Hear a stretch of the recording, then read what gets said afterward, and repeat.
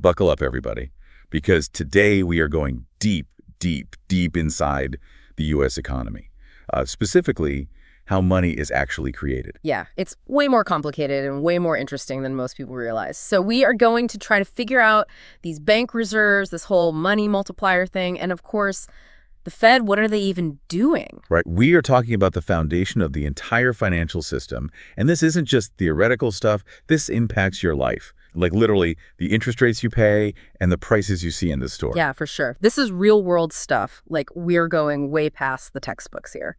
Okay, so let's start with the basics. What is money? Like, we use it every day, but what makes those dollars in your wallet actually valuable? Well, it's really all about trust. Like, if you think way back in time, people have used all kinds of things as money, like stones, shells, even these huge stone wheels. Oh, I've heard about those. Like, can you imagine trying to, like, make change with one of those? Right. So what it really comes down to is not what it physically is, but the belief that you can trade it for other stuff. So in the U.S. today, when we talk about money, we are mostly talking about what economists call M1. Okay, so what's M1?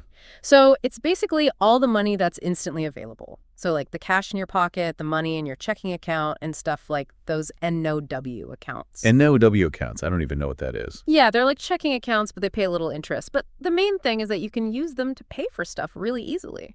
So it's not about the actual dollar bills themselves, but the idea that we all agree they have value. Yeah, exactly. That's why we can use them to buy stuff or to invest or just participate in the whole economy. Okay, so this is where it gets interesting. I used to think that the government just prints more money when they need it. But that's not really the whole story, right? No, not really. The government does print money, but actually most of the money is created by banks. Wait, banks can create money. How? Yeah, so it's through this thing called fractional reserve banking, and it's been around for a super long time. And it all starts with these reserves that banks have, like the actual cash they have and the money they have on deposit at the Fed. So the reserves are kind of like the base for creating more money. Right. The best way to think about it is like those old goldsmiths. Like back in the day, they would hold on to people's gold and they would give them receipts they could use to get the gold back. So the receipts became a form of money, too. Exactly. But these goldsmiths realized that not everyone was going to come to get their gold at the same time, so they started loaning out some of the gold they were keeping for people.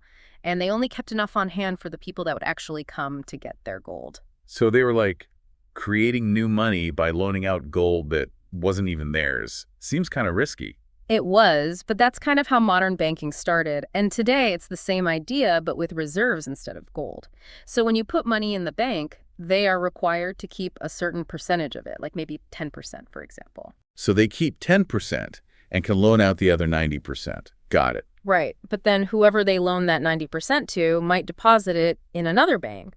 And then that bank has to keep 10% and can loan out the rest. So it just keeps going. So if banks are creating all this money, doesn't that mean the government can't control how much money there is? Well, that's where the Fed comes in. They're like the conductor of this whole orchestra, making sure things don't get crazy. So how do they actually control how much money is created? Like, do they just call up banks and say, hey, stop loaning so much? No, it's more complicated. They have a bunch of tools, and one of the main ones is called open market operations. Open market operations, what's that? It's basically the Fed buying or selling government bonds from banks. So when they buy bonds, they give the banks more reserves, which means the banks can create more money. And when they sell bonds, they take reserves away from the banks so they can create less money. Okay, so by controlling those reserves, the Fed can control how much money banks can actually create. Exactly. But they have to be careful to create enough money to keep the economy growing, but not too much, or else we get inflation. It's like, not too hot, not too cold, but just right. Yeah, it's a great analogy. The Fed also set something called reserve requirements, which is that percentage we talked about that banks have to keep. So if they increase the requirement, then banks can loan out less. Makes sense. Then they have another tool called the discount window, where they basically loan money to banks that need more reserves. So it's like a safety net to make sure banks don't run out of money. Okay, starting to get how this whole thing works. Yeah. But how much can the Fed actually create? Like, is there a limit? Well, that's where this money multiplier thing comes in, and that's a story for part 2 of our deep dive. All right, so last time we ended on this whole money multiplier concept. So this basically explains how the Fed can use a small amount of money to create a much larger change in the money supply. Right, like how does that work? Okay, so picture this. The Fed wants to, like, add some money to the economy. So they buy, let's say, $10,000 worth of bonds from a bank. We'll call it Bank A. So now Bank A has an extra $10,000. Yeah, but they still have to keep that 10% reserve, right? So they can only loan out $9,000 of that new money. And that $9,000 goes into the economy. Got it. Right.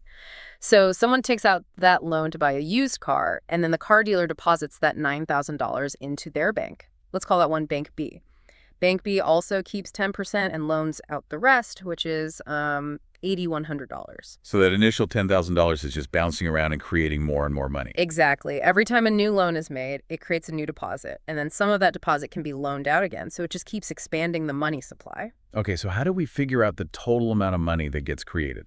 Well, that's where the money multiplier formula comes in. You take the initial amount, so the $10,000, and divide it by the reserve requirement, which is 0.1 or 10%. And that gives you $100,000. Whoa, so that $10,000 could turn into $100,000. Yeah, in theory. But of course, there are a lot of things that can affect how well this works in the real world. Okay, I was going to say, it can't be that easy. So what are some of those things? Well, one big one is how much cash people are holding.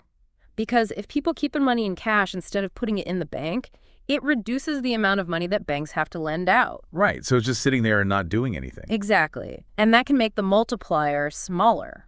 So if, like, everyone got scared and took all their money out of the bank, that would really mess things up. Yeah, it could. And that's why the Fed pays attention to how much cash people are holding. Makes sense. What about the banks? Don't they have some control too? Yeah, definitely. Even if the Fed gives them a ton of reserves, they don't have to loan it all out. Like, they have to think about whether the people asking for loans are going to pay them back and what the economy is doing and all that. So if banks are worried about the economy, they might just hold on to that extra money, even if they could be making money by loaning it out. Yeah, it's a balancing act for them. They want to make money, but they don't want to take too much risk. So the Fed is kind of relying on banks to actually do their part and loan the money out. Right. And then there's also what the government is doing with its money. Like, when they collect taxes or when they issue bonds, that can affect how much money banks have to lend. How so? Okay, so let's say the government collects a bunch of taxes from companies. Those taxes go into banks, which gives them more reserves. So then they can loan out more.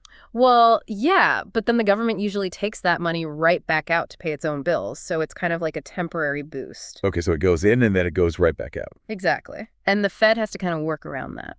Oh, this is complicated. Oh, and then there's one more thing, foreign exchange intervention. What's that?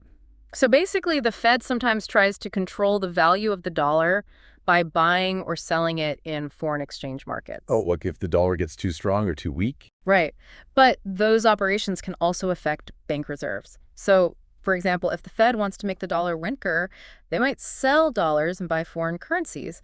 And when they do that, they actually give reserves to banks. So making the dollar weaker actually creates more money. Yeah, it can. And if they want to strengthen the dollar, they do the opposite.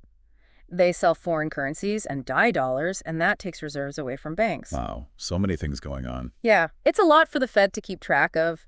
They've got the public's demand for cash, banks' lending decisions, the government's finances, and then these foreign exchange operations. It's like they're playing 4D chess or something. Pretty much. But all these things can really change how the money multiplier works. This is making my brain hurt. Yeah. But I'm starting to get it. So we've got how money is created, and then all these things that can affect how much gets created. Right. But we haven't talked about why all this matters for regular people yet. Yeah, that's a good point. Like, why should we care about all of this? We'll get into that in the last part of our deep dive. All right, so we've spent a lot of time talking about how this whole money creation thing works, banks, reserves, the Fed, all that.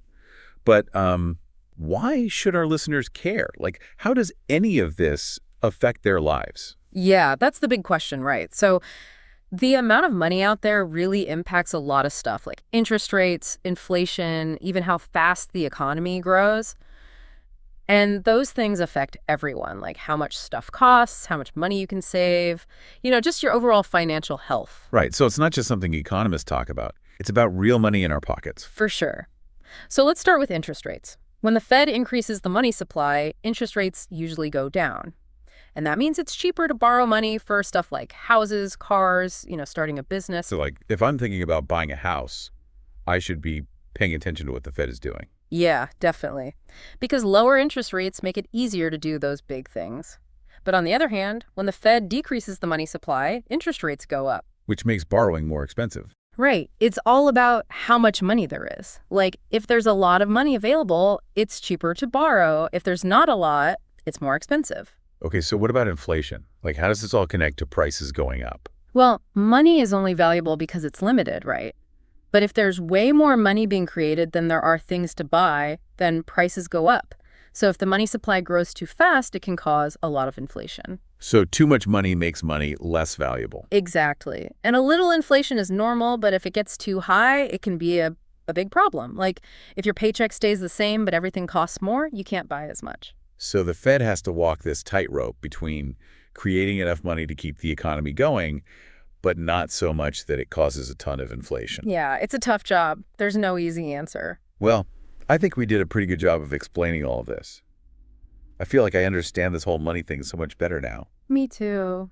It's definitely complicated, but it's important to know how it works. Yeah, it makes all those news stories about the Fed and interest rates make more sense now. Exactly. And hopefully now you can understand how those decisions might affect you, like personally. All right, so as we wrap things up, what's the one thing you want our listeners to take away from all of this?